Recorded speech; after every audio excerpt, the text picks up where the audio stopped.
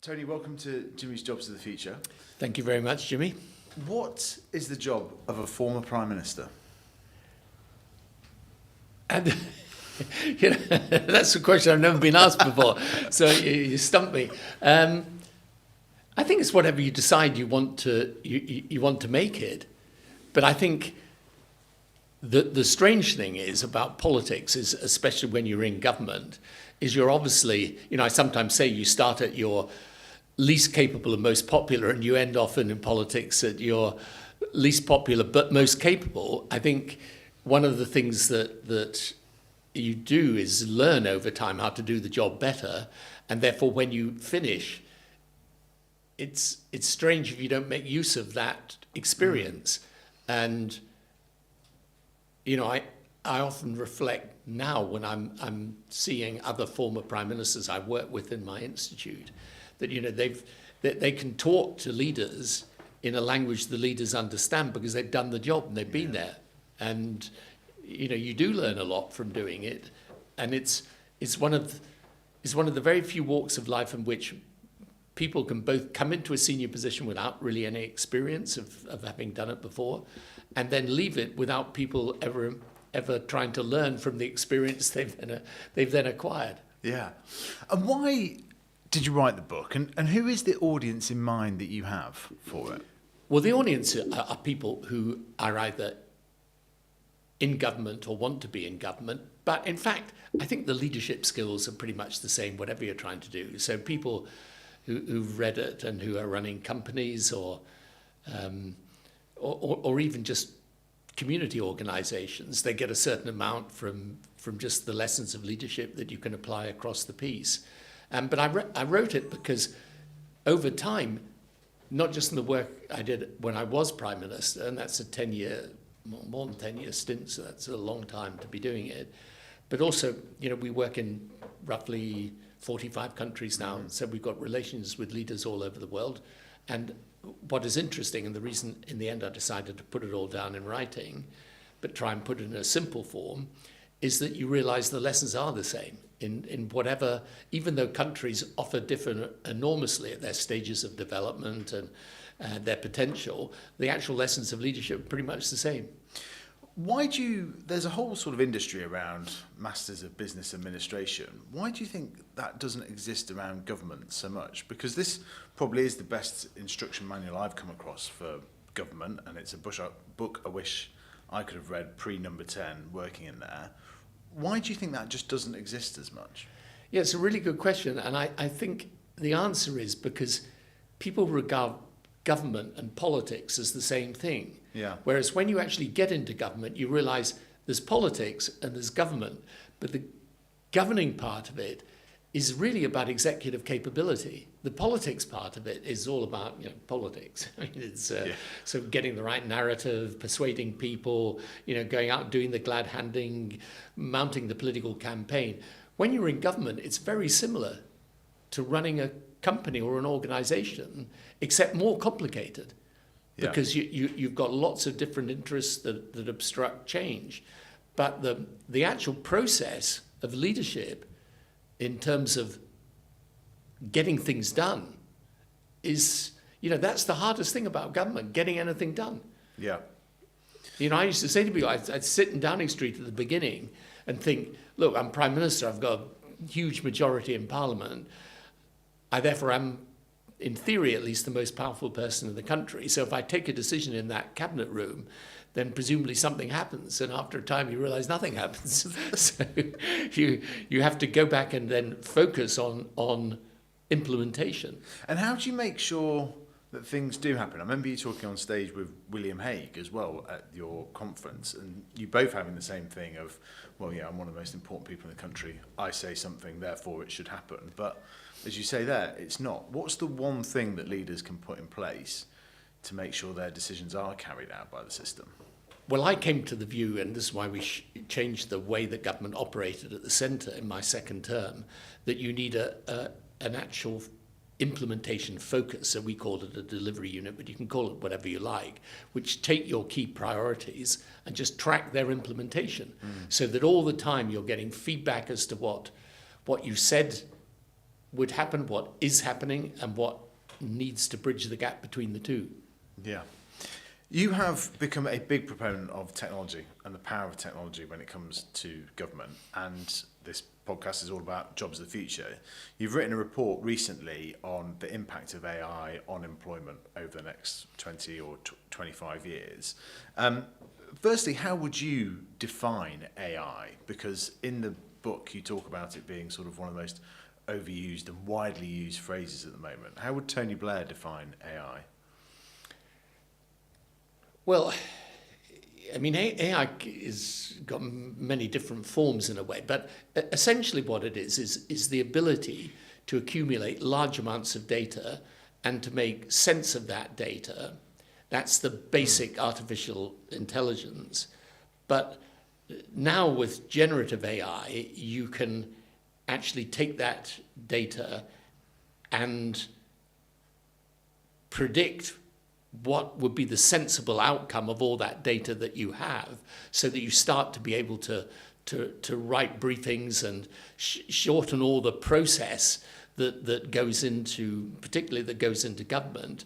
And finally, you will get a stage of artificial general intelligence when you will be able to, with all of that data, and remember the vast amount of data that we use has been created in the last decade, you will be able, for the machine, as it were, to think for itself and therefore to help devise policy. So you're going to be able to, it is a transformative thing. And, one of the things that's most challenging about politics is that people live in their own political history and they find it very hard when something as new as this comes, because this is a revolution, right? And I always say this is the 21st century equivalent of the Industrial Revolution. People find this in politics. I'm constantly having conversations with politicians saying this is the single biggest thing. Yeah. So the report that you've just mentioned on what is the employment impact of AI, I mean, it's going to be enormous, right? So it should be the thing that occupies government really as its central mission. Yeah. Because it can also change the way you do healthcare, the way you do education, the way you do crime fighting, the way you do government. And it's going to transform the private sector. Now, if you sit, as I did just a couple of weeks ago, with a whole range of top CEOs from around the world, and I was at a conference, and I said to them, where would you place artificial intelligence in the top 3 of your priorities? And virtually all of them said the top. Yeah. Not in the top 3, the top. Right. So if you've got and this was a broad range of private sector organizations, not just financial companies, but retail sector, tourism. If you've got them all saying that, it's a strange thing if you're going into government and it's kind of something amongst all the other things. Yeah.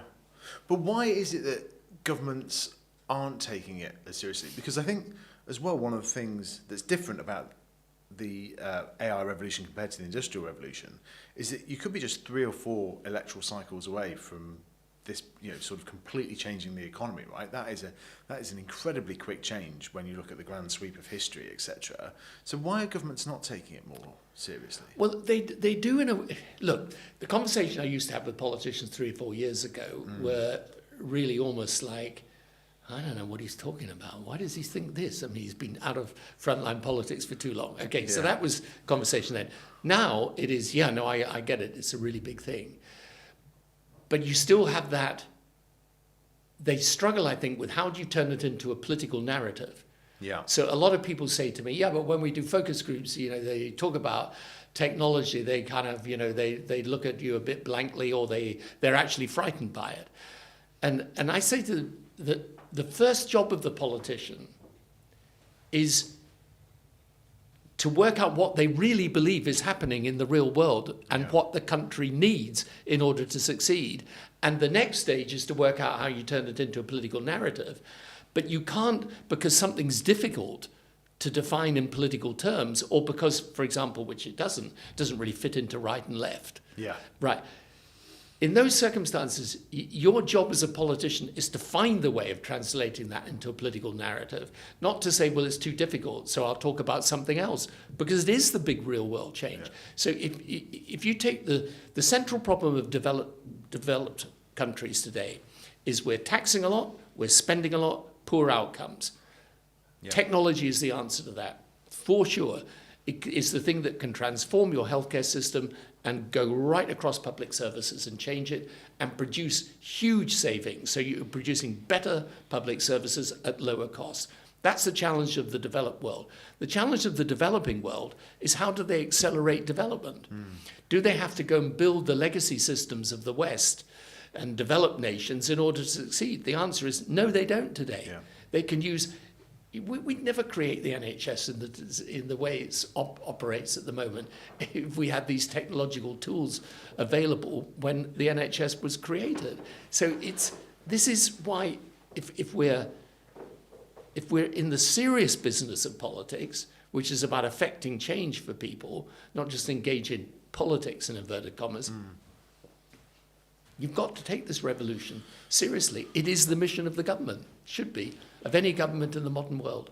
One of the things that citizens are most worried about, as you point out there, is the potential for job losses and so on. And basically you have these 4 different sort of scenarios that you talk about in terms of breeze, tailwind, jet stream and whirlwind. And it's really interesting the way it's kind of all broken down so on.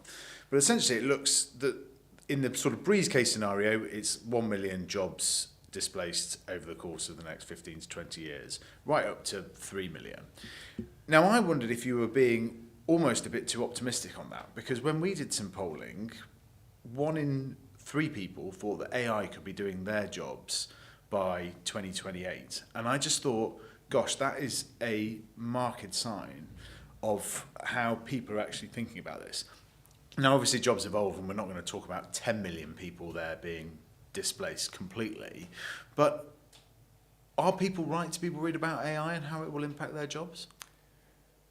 Well, it will definitely impact their jobs. I mean, I think of the 4 scenarios, we in the end think the tailwind one, which is a relatively steady accumulation of change, is the most likely one. But I honestly think you can't really tell. It depends what happens once people see the benefits of it. And, you know, because I study a lot what's happening with technology startups and so on. It's interesting, for example, in the legal profession, you're getting a lot of startups now that are providing legal services through AI with vastly reduced workforce. So I do think you will automate a lot of processes. But I think in many cases, and this is the other thing that's hard to judge at this moment, in many cases, AI will become a co-worker and not necessarily a displacer of your job. So I think for doctors, for example, and nurses and indeed teachers, you know, AI will become a help and an aid to them. It won't necessarily put them out of a job. Yeah. Because most people will say, okay, so AI can give you basic diagnosis and give you lots of information. It can, you know, you're able as a doctor to have at your fingertips all of medical science, but most people will still want a human mind, at this stage at least, to make the final decision. So in those circumstances, it becomes a way of increasing your productivity without necessarily displacing the job. But in other cases, yeah, I think it will displace jobs. But, you know, our basic experience with technology over the years is that some jobs get displaced and others get created. Completely. Although you did say something there which would be remarkably difficult for an existing politician to say, which is, you said, I don't know. And I think that is part of the problem that we have in politics and government at the moment, is that everything tends to be black or white, particularly on the campaigning side. And truth be told, is we don't know the impact that this is going to have. Yeah, we don't fully. But, you know, that one of the advantages of being outside frontline politics is you're able to say, I don't know the answer to that. One of the things that we do know, though, in the UK is that we've got close to 1 million more people not in work now than pre the pandemic, which is a remarkable statistic. And we seem to be struggling a lot more than other countries with this. Why do you think that is? Yeah, well, I'm not sure is the honest answer, but it is a massive problem. I think that there may be some aspects of long COVID, but then that shouldn't affect us more than it affects any other country. I think we have become very, very focused on mental health, and with people self-diagnosing on mental health, and I think we need a proper public conversation about that because, I think it's a very, very difficult question. We're spending vastly more on mental health now than we did a few years ago, and it's hard to see what the objective reasons for that are. And if we're not careful, we get into a position where people, life has its ups and downs, and everybody experiences those.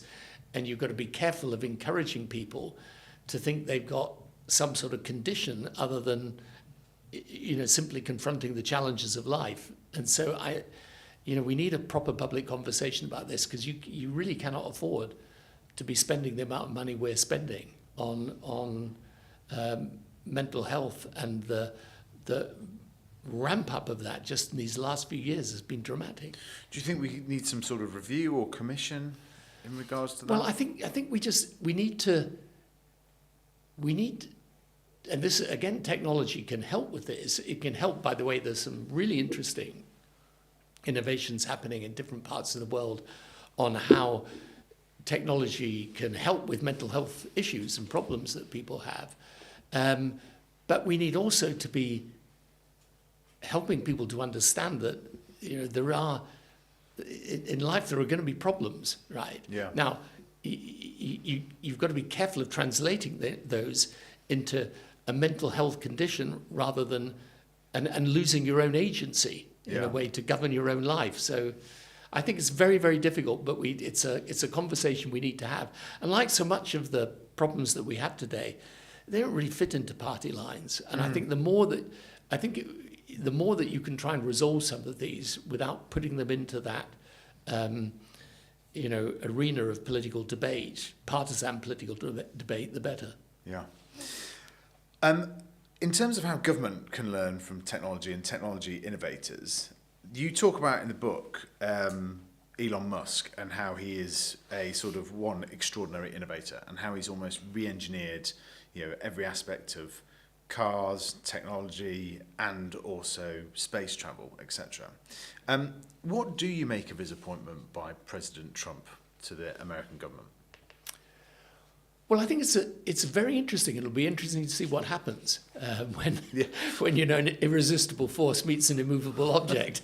But you see, everything that we're talking about here at the Institute, because we have this whole program called the Reimagined State, is all about how you use technology to create a state that's probably significantly smaller but much more strategic.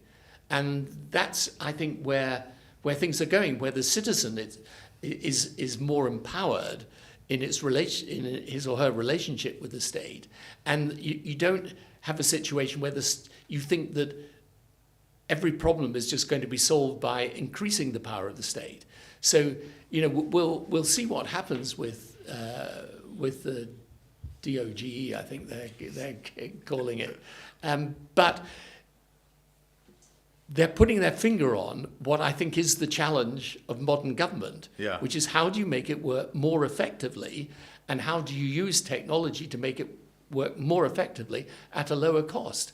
And look, I come across this the whole time. I mean, I've just been having a conversation earlier today with people trying to do business in Africa and seeking the help of Western agencies in allowing them to go and invest in Africa, because you've got all sorts of political risks you've got to take account of, and just describing the nightmare of bureaucracy they get into. Yeah.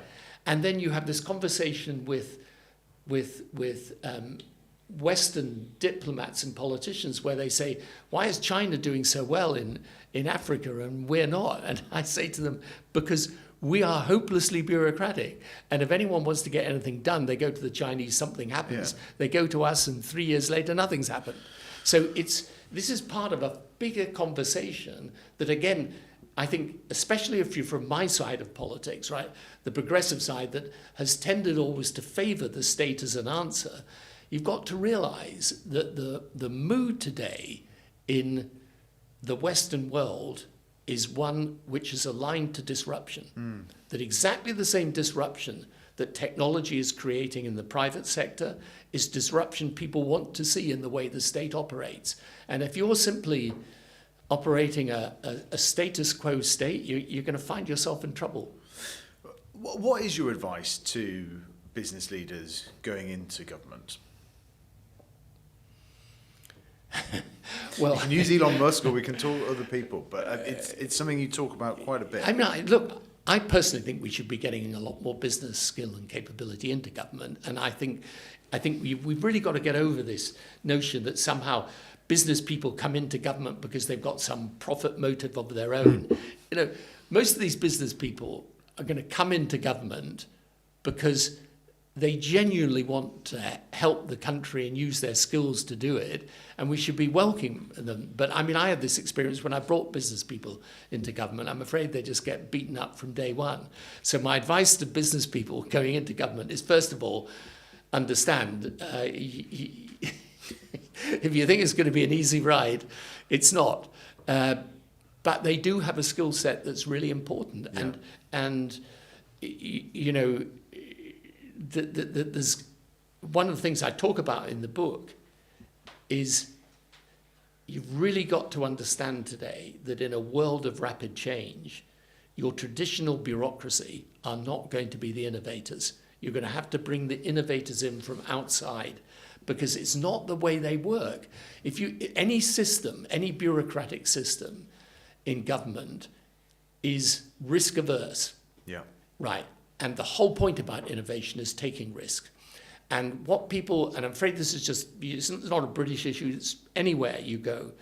The problem is that if you're in the civil service and the bureaucracy, you can get punished for taking a risk, but you'll never get punished for not taking a risk. Yeah. And that's just the way it is. And it probably always will be like that. So if you're looking for that engine of innovation, you're going to have to look outside. Yeah. What advice would you give for leaders trying to understand technology and the progress of change? Because, for example, I think of Keir Starmer now, probably going to be Prime Minister for another 4 years at least. Like, technology is going to change a lot in that 4 years. And how can he kind of stay up to date with what's kind of happening? How can he find the time to do that? Well, you've got to, first of all, bring the capability into government. You've got to have people who are going to advise you, who are doing it. But, you know, we've got some great technology companies and leaders in technology in this country, all of whom would be very happy to help. You know, you've got Matt Clifford, who's advising the government at the moment, who's absolutely excellent, who's both done it and you know, there's a lot of knowledge about it. So we've got in DeepMind, we've got probably one of the finest, if not the finest, artificial intelligence company in the world. So there's masses of stuff we can do. The important thing with politics, and this is not just in relation to AI, but more generally, is one of the hardest things for leaders to find the time to think strategically whilst they're dealing with the day-to-day. But you really do have to do that, especially in a fast-changing world. And you know, one of the things I say to leaders today is that often there are technical areas in which the leader doesn't really need to know anything about the technicalities. They just need to know what the political decision or executive decision is. But in this area, I think you do need a certain amount of knowledge. You know, and I've spent a lot of time over these last few years because, you know, technologies, I've understood its importance, but never tried to really understand the detail. But I have tried to do that in these last years. And I wrote a chapter in the book about it, which is, you know, people can sort of mock us as or a ChatGPT version of artificial intelligence. But, you know, I really tried to go back and understand how we're now in a permanent revolution of technological change. And I do think it's necessary for leaders to have at least some basic knowledge today. And how did you do that learning? Like, how did you go about it? because I think it's really interesting. I mean, you say in the book as well, I've been surprised, shocked, and more than occasionally appalled at how much I've learned since leaving office. Yeah, it's true. It's a terrifying thing. But how have you learned about it? Because I did find that the sort of history of AI and technology really interesting. Like, Yeah, it is really interesting. Yeah, but I thought, like, it's in a way you could get ChatGPT to churn that out for you, but actually you've got to understand it, right? And I think this is sort of the next level of education and learning that we perhaps don't understand yet. Yeah, so I spent an entire holiday, much to the irritation of my family, just poring over all of the... I literally went back to the telephone, and Alexander Bell and all the rest of it, and how it all began, and then how, you know, the first transistors were created, and then you realize and how, you know, computers developed, and then you get to this point where you start to understand that once you've got the mobile phone and the internet and the two are joined up, then you're creating this vast amount of data. And then you realize that the more data you create, then the better your artificial intelligence becomes. And then, of course, you get to the stage now where you've got these large language models where you're just training them on vast amounts of data. And what will happen with all of that is they'll create more data. So you'll have even more potential. And that sort of the nature of this data revolution and the consequences of it and the ability ultimately to get to, as I say, artificial general intelligence, which we're not at yet, but most people believe we will arrive at. I mean, once you understand that, then, you know, a lot of what you deal with in government becomes secondary to what the implications of that are for the way you govern. What have you used ChatGPT for? Well, I've used it for just basic things like giving me information about, you know, particular subjects. But I did a really interesting thing the other day. So I was at some conference. I won't say which conference, and I won't say listening to the speech of which president, but I was listening to the speech of a president about his country and what it was doing in relation to renewable energy. And I thought, well, this is a really boring speech. And what's more, he's not really telling me very much at all. So I went off and put it through ChatGPT, name a country, what they were doing on renewable energy. I got a speech the same length, much more interesting, much better, much more informative than the one he'd given. So, you know, you realize, it's you know, ChatGPT at the moment, it's a toy. But it will ultimately develop into something much, much more powerful. And, you know, already you're going to find you see, government's all about process. This is what I say to people in government. If you're in the private sector, AI is obviously important and it can improve productivity. It's probably the only answer to the productivity puzzle. But government's all about process. So think how much you could change. Think how much of our planning system is tied up in analysis of masses and masses of detail and the application of certain rules to it, which take months and months, hold everything up, hold the economy back. And it could make all that so much quicker. Yeah. There's also another line that really struck me in the book, which to you may have been a bit of a throwaway line, but really hit home with me. You say, I've tried to build and develop businesses and not simply just think about regulating them. It's a lot tougher than I thought. How has it been tougher building a business than you thought? Well, because in government, you see, you just get this structure given to you. So you use the structure. But then when you're building a business, you've got the hiring of all the people. Yeah. You've got, as you grow, you know, we're now a large organization. You get legal, you get compliance, you get, you know, you have to try and prevent yourself becoming bureaucratic. You're constantly evolving because you realize some things work and some things don't. So you have to be able to adjust. And, you know, government can often be a problem rather than a solution. On that in mind, is it a problem at the moment that none on the Labour front bench have built a business or really been involved in the private sector? Well, I'd never. I mean, I was a private sector lawyer, but I never built a business. But you can learn a lot from talking to people, but you've got to come with the attitude, I think, that business is part of the solution and not just a problem. And by the way, one other thing that's important to emphasize, because whenever I talk about AI and technology, people kind of say he's going messianic on it, but I completely agree there are all sorts of problems that are going to come with this technology revolution. Huge challenges. The bad actors can use artificial intelligence as well as the good actors, and in some cases, for example, in organized crime, they're doing it much better at the moment than law enforcement agencies. So I've got absolutely no doubt there are going to be massive problems. It's not a question of whether, I debate this often with leaders. They say, well, is it a good thing or a bad thing? And I say to them, well, first of all, you've got to understand it's a thing.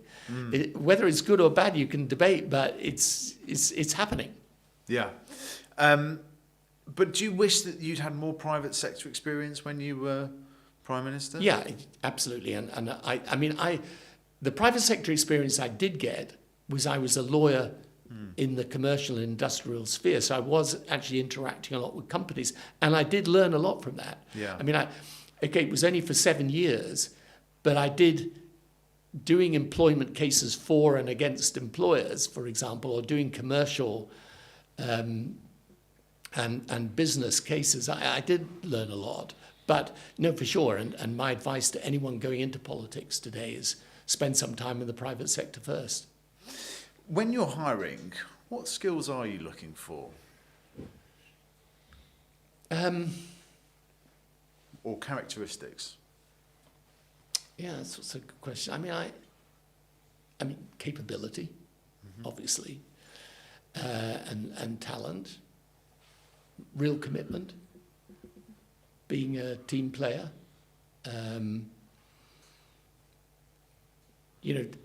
The capability you look for is always the capability, again, to get something done. Those are the. But it's important also that people are prepared to be in a team. I was very lucky in Downing Street. I had a really, really good team, and I used to say to them all the time, we're there for each other, and we should be pleased if the other person's doing well. And if someone gets into a problem, you're with them and you're backing them, right? You're not throwing them under the bus because it's the convenient thing to do. And I think you have to kind of instill that culture. But what you look for are the obvious things around talent and ability, but also this understanding that you've got to be you're part of a team of people, and you've got to look out for each other. Does it vary what skills and characteristics you're looking for between the public sector and private sector? Well, I don't think it should, but probably it often does. One of the things I say about the Institute, because we're a not-for-profit, and I don't personally take a salary out of the Institute, but I say to people, whenever they're joining and I'm talking to them, let's be clear, we are not a government department, we're not an NGO, and we're not a charity. And I don't want that culture in the organisation, which is not to say we don't have strong ideals, and what we're doing is hopefully good work for people, but I want the spirit of enterprise to run through what we do. Yeah. That can be challenging sometimes because people think if it's a not-for-profit, then but there shouldn't be anything slack about it. What other British businesses do you admire? You mentioned a couple earlier, but just that you spend a lot of time now working with them and so on, like which AI companies? Yeah. I don't think I'd single any out particularly. I mean, we've got partnerships with various companies, but I'm always looking for the leadership to have a clear sense of direction and a clear understanding of what they're trying to achieve, because those are the companies that do well. This is why the skills of leadership are the same in any organisation.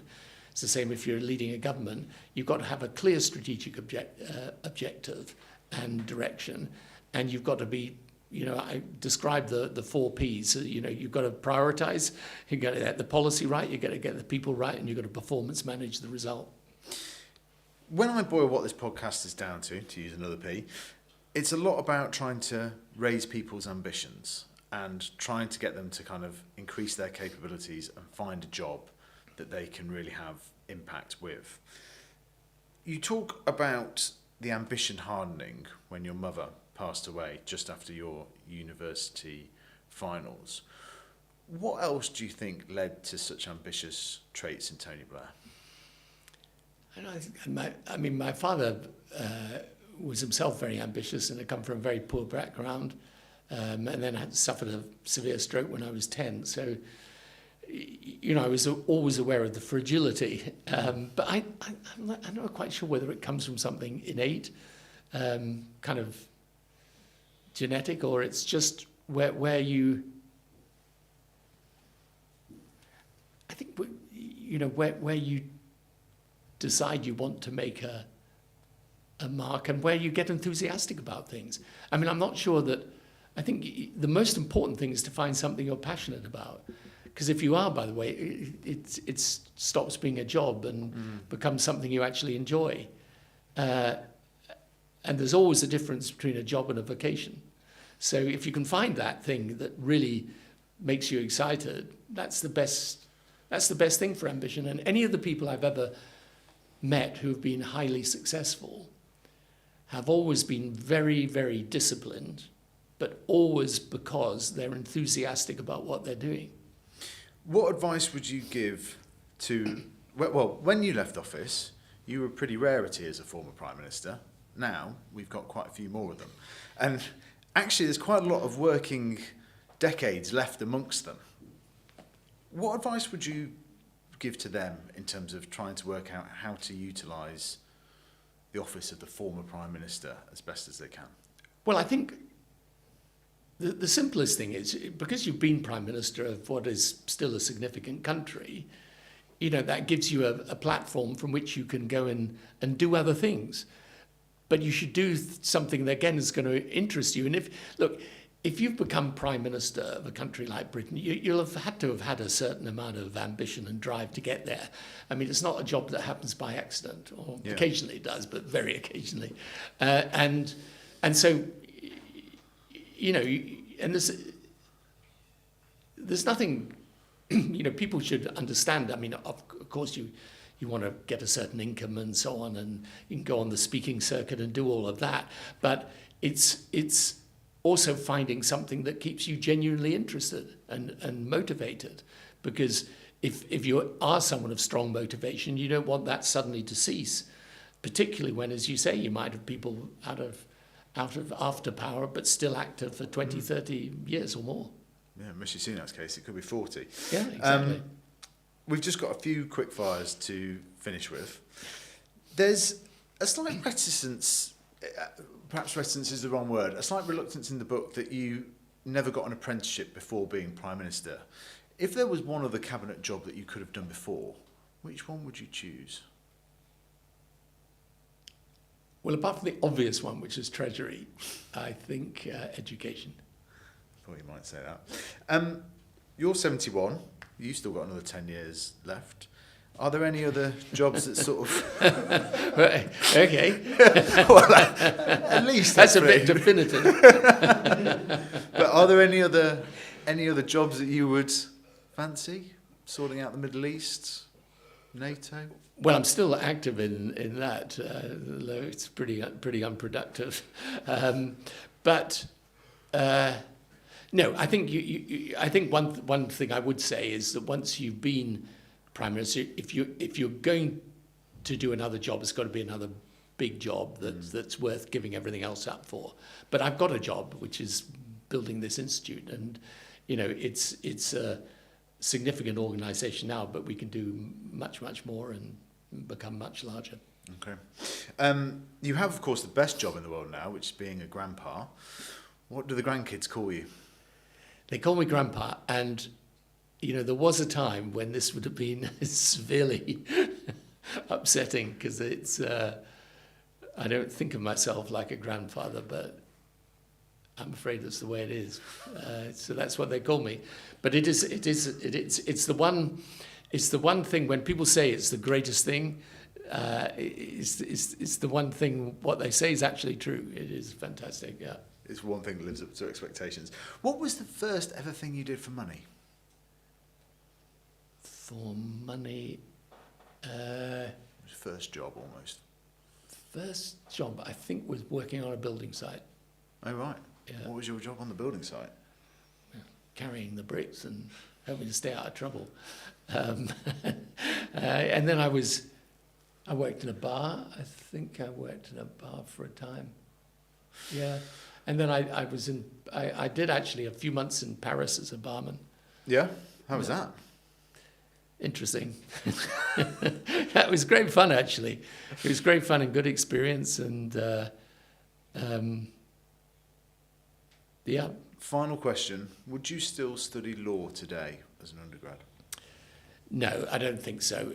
I mean, law is a really interesting subject to practice. And I did enjoy being a lawyer, practicing lawyer.